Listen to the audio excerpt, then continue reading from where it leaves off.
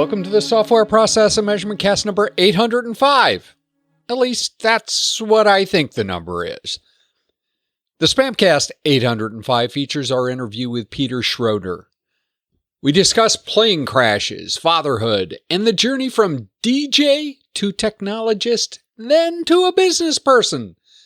Organizational culture is critical in all organizations, double in distributed environments. Peter discusses how he learned to craft and defend organizational culture. Peter Schroeder is an accomplished DJ, entrepreneur, and technology pioneer with over 20 platinum records, 40 gold records, and a triple nomination for the prestigious Danish DJ Awards. Peter is one of Denmark's top DJs. Or at least was. I don't think he does that anymore. At least that's what he says in the podcast. In addition to his music career, Peter has over 20 years of experience creating cutting-edge technologies for companies such as Facebook, Samsung, and Airbnb. He's a true innovator who works closely with businesses to address mission-critical telecommunications, enabling them to quickly implement, manage, and expand for success. Peter's latest endeavor is Telzio, a pre-unicorn unified communications company he founded. With Telzio, Peter is developing game-changing technology and products that simplify and streamline repetitive tasks. Throughout his career, Peter has survived a plane crash and a birth of twins. Which do you think had the most dramatic impact on his life? Are you ready to spin the platter of organizational culture? It's time for the conversation. Peter Schroeder, welcome to the Software Process and Measurement Cast. Thank you for having me. I'm looking forward to this conversation for a lot of reasons. I read your press sheet, so I will. Well, we're going to go off sort of and ask. Father of twins, plane crash. Which was a bigger impact on your life? Father of twins. Okay. All right. Which was more traumatic? Father of twins. So you've had incredible, right, a number of things that you've done. DJ, technology, the whole routine. How has that influenced who you are? That's a tough question, because I feel like that is who I am, right? Like I am very much a nerd with the big capital, and I'm like the geekiest geek in so many ways. And at the same time, I'm very creative, and I have parents that were musicians, and kind of grew up with that whole thing as well. So, like, I don't think I can say that it has shaped who I am or changed or anything, because it's just so deep in me. This is just who I am, and at the same time, it's just things I can't do. I can't stop doing. Like, I can't stay away from these, like either music or technology. It's just, yeah. One of the things that lots of my listeners have it in their head that sooner or later they're going to progress from writing code to, building the next big thing and and then enter into the business world. The whole idea of, being a technologist, being that nerd, being so connected into that, and then founding a company. At what point does the nerd stuff have to be an avocation rather than a vocation? All right. I think for me, it comes pretty natural, because I do see opportunity in making money off of the things I build or whatever I do. If I make music, I have like some kind of commercial sense, even though it might be a little bit hidden in me. There's still some, hey, I gotta make a living somehow, and I'm sick of being kicked out of my apartments like I did when I was in my 20s, because hey, I always go full on with whatever I do, So at some point you grow up, obviously, and you start realizing, okay, I think some of it comes with when you start having employees that you have to, be responsible for their lives as well, that they can make a salary and they pay rent and all that stuff, And now that I'm a father, it's even more. Now I have to think about these two little things running around, what they're going to be doing in 20 years from now. So, you grow up, but I would say I still don't do things for the money. For me, it's never been about that. It's really just about, allowing myself to work with whatever I find interesting. And what I enjoy doing. That's really what it's about for me. So what's the origin story? What's the origin story of Telzio? Well, so if you go all the way back, my grandfather was a telephone technician, so I've always been super fascinated about telephones for some weird reason. He brought back old telexes and stuff like that so that I could take apart and from when I was a kid. So I always had this fascination for telephones. But about 10 years ago, I was at my peak of my music career. I was playing, I think I played 380 something gigs in 1 year. And I was completely burned out by being on the road and not even being able to make music. And it was just too much. So I told my booking agent to take a little break, so I can also get back and, focus on actually being creative and stuff like that. And at that time, I had an idea for a platform for basically exchanging music between artists and the DJs and radio stations. So the performers and the ones that play, the music. And I was working on that and I needed a support hotline for that. And I was like, there's nothing out there that is just out of the box that I can afford, that's easy to manage and all that. So, all right, I'll just build it myself. And I got hooked. I was just, coding on this and I built a little interface and it was just so much fun that after a while I had this little proof of concept that I was like, this is actually a product. Like, let's try and put it out there.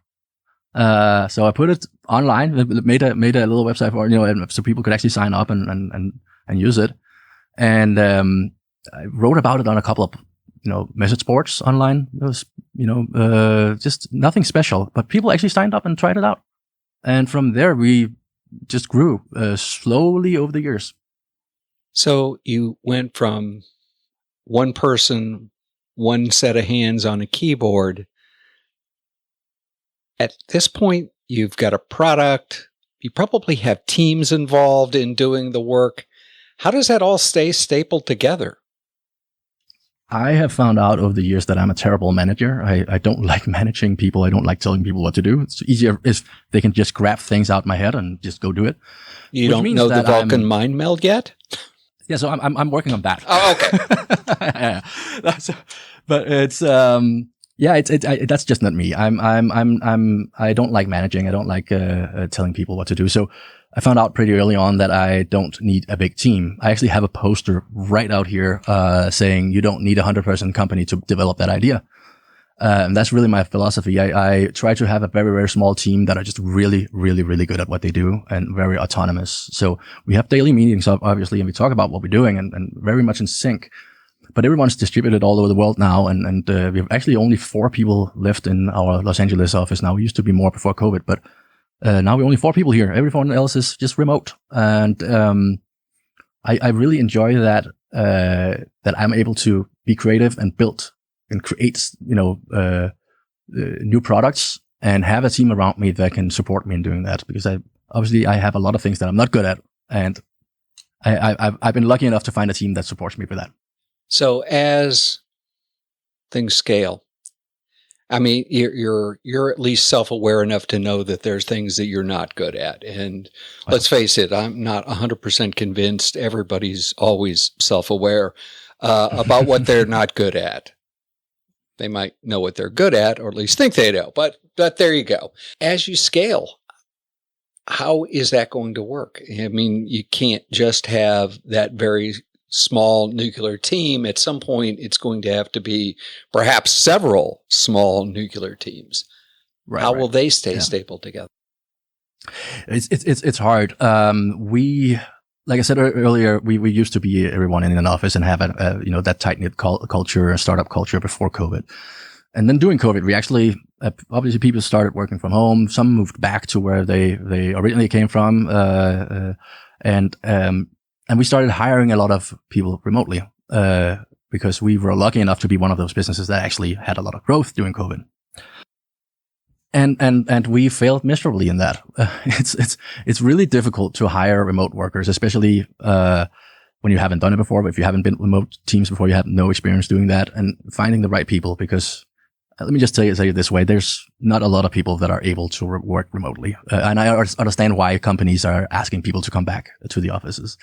They're hard to find. But if you're able to find those maybe 10% of the workforce out there that's able to work from home and actually get stuff done, and able to also participate in, an online culture where most things take place on Slack, and we, and you create this culture where people are okay with posting a slightly offensive memes, and not being scared of HR coming after you, right? But if you can create that culture and find those people that are actually able, willing to do that and able to do that, then you can kind of make it work. And that's what we've kind of been able to do now. As we grow, we're still a small team, relatively speaking, at least when you look at the number of customers compared to our competitors and how many people they have on their teams. We are small and nimble. I'm trying to somewhat stay like that. I know that our sales teams, and those things are the ones that are growing at the moment. And that's all right. But at least our development teams, even our supporters, we are, I think, 1 to 5 or something like that compared to our competitors in terms of number of users. So, for me, it's really about finding the right people and finding someone who are really good at what they do. What would be 3 attributes of a person that could work remotely that you would look for? Well, so someone that shows up every day on time, no matter what, they're online. You can tell when people are by their computer and they're working. They will respond promptly to messages on Slack or whatever, or answer the phone. That's one thing. So you need to do your job, be at your desk when you're working. It's weird that I have to say that, but that's surprisingly not something that everyone feels that's necessary when you work from home. And then really just the ability to be okay with not seeing other people, physically every day. And that's hard for a lot of people. Not everyone can do that. We do still have people that prefer coming into an office. And we have an office here in LA. We have one in Copenhagen, because of that. Myself, I prefer doing that. I need space that I go into work, for. And partially that is because I have raging ADD. So I have to, have a place where I go in and sit and everything is neatly tidied. And I know that this is where I do my work. I can't just work on a laptop wherever. I envy those who can. But yeah, I think those are really the traits that are most important.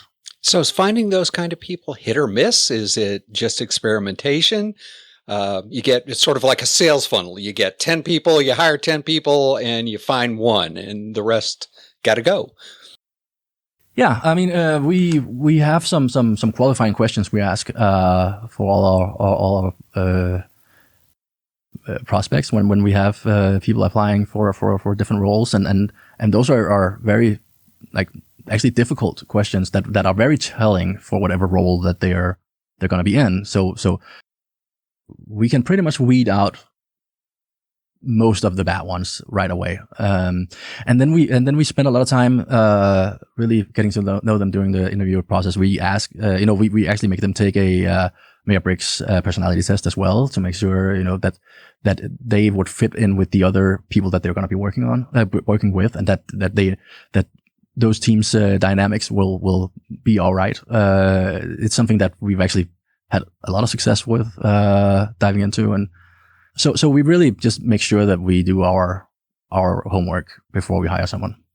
In an early phase of a product, having been involved in a couple, it's really easy to get sucked into, well, if I had this feature, I could sell it to 3 people. If I had that one, and you have a backlog of things and you're starting them all because you really need the business.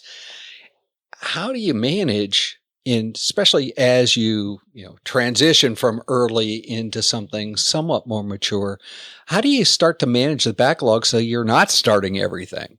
Yeah, that's actually how we grew. It's funny you mentioned it that way because we grew, like we started the company with $14,000 cashed in from a 401k and that, we bootstrapped it. So the product was tiny to begin with. It was targeted startups with 1 or 2 people. When we released it, we got a few signups and I think the first month we made $50 or something like that, and then 5,000 and so on. And, slowly, people started word of mouth and so on. But the funny thing is people asked for different features. And it was not so much about us coming up with things. It was more, the customers that came in were asking certain, for certain features, and we added them in, kind of took the low-hanging fruits as we grew and added those features. And every time we added new things, we would get larger businesses coming in. And today we have customers like Facebook, Airbnb, Samsung, and stuff like that, right? So we have a product that appeals to small businesses, but also enterprises. And that's really just because we have taken one little low-hanging fruit at a time. And those low-hanging fruits will be bigger every time you graduate, and build something, but you gotta just not get caught up in like you say, thinking you have to build everything from round one. And I have to tell myself that all the time today as well. Enough is enough. Well, the whole idea of work intake or work entry, depending on how aggressive you want to use, what sort of aggressive phrase you want to use, I think is pretty critical. How did you learn that you couldn't start everything? Or did you just know that, right from the beginning? No, you're basically defining ADD right there. Being one, I think I could. That's the hardest part. And we get excited about, building things and new shiny objects constantly. So it's, for me, it's really about whipping myself and saying, finish it. Make sure, just telling myself over and over, loud, actually say it out loud. Finish this. Come on. Can do it, because it is a struggle. And it's a struggle not to jump onto the next one and next one all the time. It's one of the hardest things I've had to learn. I would say I didn't know that I had that diagnosis when we started the company. It was not something I found out until a few years ago. So I had, though, learned to cope with this by myself. I didn't know there was a name for it, but I had understood that this was how my brain works, and I have to whip myself to get stuff completed and not just jump onto the next ship. So it was, I wouldn't say natural to me, because it's not, but it's something that I've learned, and it's critical. I think it's something that a lot of people could probably, use a little bit of. A little? So that's you, right? So that's you. You have other people involved in the company. How do you keep control over the whole organization, right? Because heck, let's say you had 10 people. I'm making a number up. Had 10 people, and they could all start something. And then you had 10 things go, and probably not that's probably not the whip that you can actually support. How does that get managed? So we have, over the years, this is not something you just do from one day to another, but over the years, we've been able to create a culture where everyone is allowed to say everything. Everyone is allowed to call me a jerk, and say, "Hey, you're wrong, Peter."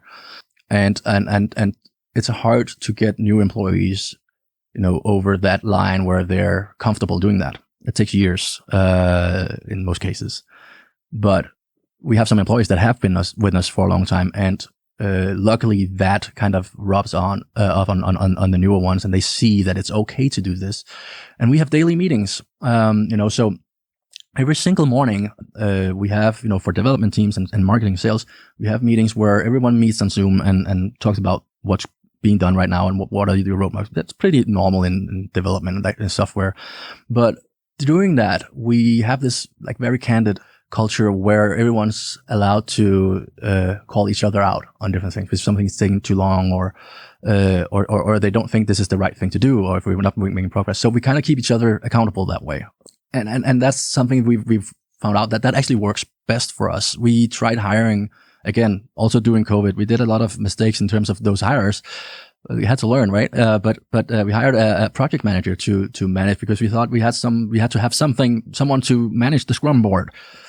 That was the worst idea we ever probably had. Like, it actually works really well with us just talking about it and being candid and discuss things, and that's also how we come up with solutions that actually work really well, because technically, when you have an idea of how you want to build something in your own head, you need those other eyes, and then you need someone to play devil's advocate as well.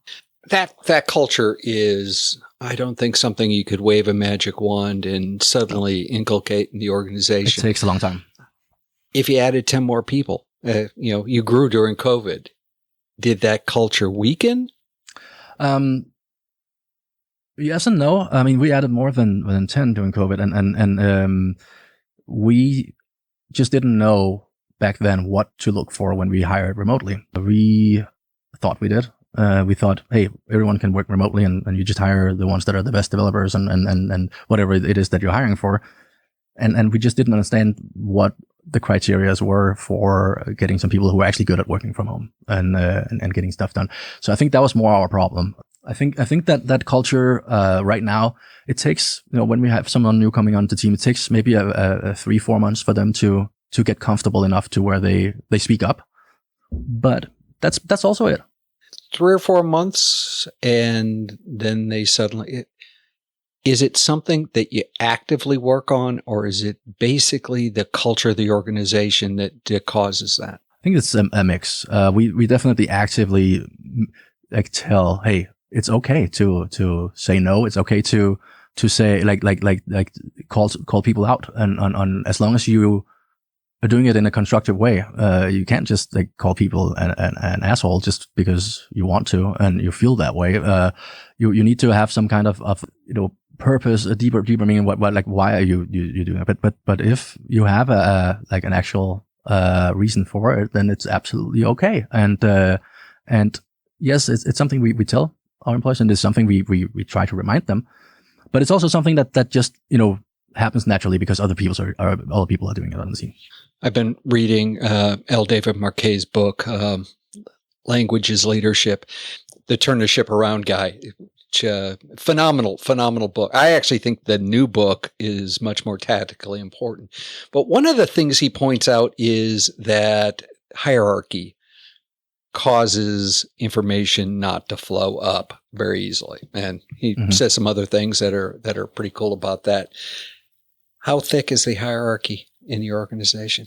It's almost non-existing. I mean, obviously there are some, and for me as the CEO and my wife, who's the CEO and co-founder of the business, we obviously have to have a buffer between us and the rest of the team. You can't be at the same level. You can't be close friends with your your employees in that way.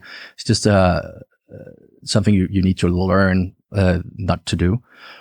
Luckily enough, we have that buffer. We have actually one key employee that creates this buffer between us and the rest, and because of that, the organization is pretty flat. There's not more than one more level down. I think we have 3 levels is the max. Okay, so the information flows, and with that culture of transparency, I think that flows well. Mm-hmm. When do you think you'll have to give up the keyboard? I hope I don't have to. I don't think I will. I will probably try and find someone to replace, me on the things that I'm not good at and actually do what I'm good at. It's actually, I don't know if you're familiar with it, something called the Peter principle. It has nothing to do with me, but. No, I do. I know exactly what it is. Yeah. Right. Okay. So that's very much how I run things, and a philosophy I buy into. I learned it when I worked at Denmark's radio back in the day, and something that they definitely subscribe to. And essentially it goes that you can have a great software developer, and you can promote them to be a manager, but they might not be a good manager just because they're a good software developer, and they might not want to be a manager either. They might want to write software, and that goes for yourself as well as a founder. And hey, think about it. Do you really want to be a CEO that's only taking meetings all day, or do you actually want to do what you're really good at and what you love doing? but everybody loves meetings. Meetings are... Oh, God. Yes. Okay. I'm kidding. Oh, God, I'm kidding. Yeah. How about the turntable? You still rock the turntable? No, I wish. I haven't played a professional gig for 10 years now. I would say I don't miss touring. I don't miss all that. I get really tired when I see some of my old colleagues that are still playing and like, whoa, you must be tired by now. But I do miss playing actually. I miss feeling I get when, for me, it was never about, fame or recognition or anything like that. It's the feeling I get when I see people having a good time to some music I play for them. Same thing I feel like I kind of get when I host a dinner party and I cook some good food and they enjoy it and have people over. I get that same. I like making people happy and I'm a people pleaser, right? So that I miss.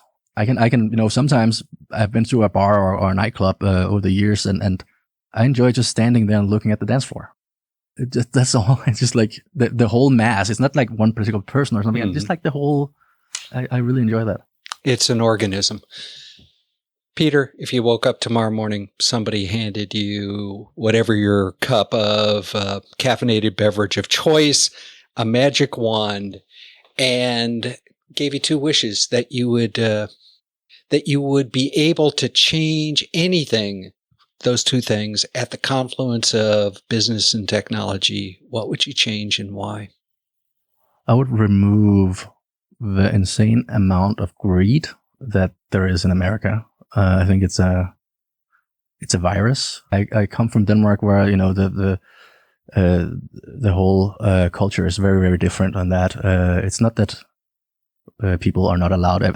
It's wrong when people say it's like a socialistic country or something like that. It's people are very much capitalistic there, thinking business wise. But there's this solidarity that is completely gone in America. And I'm a dual citizen now, so it's not that I'm I don't like America.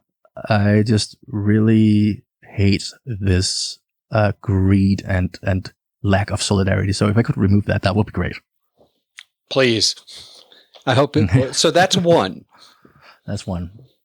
Oh, that's tough. I mean, that's honestly, a big one, but it's still only one. Yeah, exactly. I mean, so on a personal level, I would just say, like, if I can just wave one and say, I can keep doing what I really enjoy doing and whatever that might be for the rest of my life, and not having to worry about making a living off of it, and just actually just, there's so many things I want to build and do. I mean, I want at some point in my life, I want to have a hot dog stand and just stand there and sell hot dogs all day. That's on my bucket list. And there's just certain things, that I would like to do. And if I could just wave a magic wand and say, I can have the opportunity to do that. And obviously that comes with some, some hard work in the other end, I guess. Yeah. Absolutely. I feel lucky, yeah. Mm-hmm. So, Peter Schroeder, this has been absolutely fantastic. How could people continue the conversation? How could they find out about you, Telzio? I mean, if you want to reach out to me, go to peterschroeder.com. There's links to all my social media. I'm mostly on LinkedIn, but there's also my email address. So please reach out. I love talking to people. And you want to find out about Telzio, go to telzio.com. It's Telzio with a Z. And go try out the product. There's a free trial. We have a great conversion rate when people try it out. So that's really what I'm trying to plug here. Fair. Go try it. So at this point, as you may know, I open up the platform for you to promote anything you like. So, the platform's yours. Well, that would be it. Go try Telzio. It's a great product. Like I said earlier, we have quite a bit of different sizes of customers. A good product that hasn't been down since 2016, and that was like for 2 minutes. So things work. Wow. Probably the most stable in our industry. Yeah. I can't argue with stability. Again, Peter Schroeder, this has been absolutely fantastic. Thank you for educating and sharing philosophy with the Software Process and Measurement Cast listenership. Thank you so much for having me. It was fun.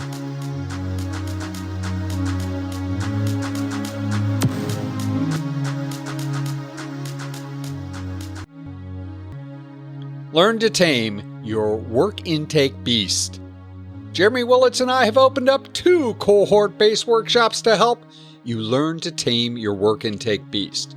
The first kicks off May 3rd and runs until May 24th and features a mixture of video and in-person gatherings. The second runs from May 31st to June 28th in 5 90-minute gatherings. Words from one of our first cohort members, Christine Green, Program Manager and Advisor on Software Contracts. This class offered an outstanding learning experience, engaging discussions and practical exercises, illuminated the material, presenting a learning approach that was unique to me, but incredibly valuable. The class enriched my understanding and refined my practical skills, making it a truly great learning experience. For more information, hop over to our Maven site, link in the show notes, or if you don't want to take the link, just go to Maven and put work intake in the search bar. You'll get more information, sign up, or just join the mailing list. In Reread Saturday News, we are rereading Chapter 5 of Deep Work Rules for Focused Success in a Distracted World by Cal Newport, titled Rule 2, Embrace Boredom, this week. Newport's idea in this chapter is less to be bored than to create space where you can do deep work. The pings, dings, and kitten videos need to be pushed aside. Link in the show notes to this week's installment of Reread Saturday and link to buy a copy of Deep Work.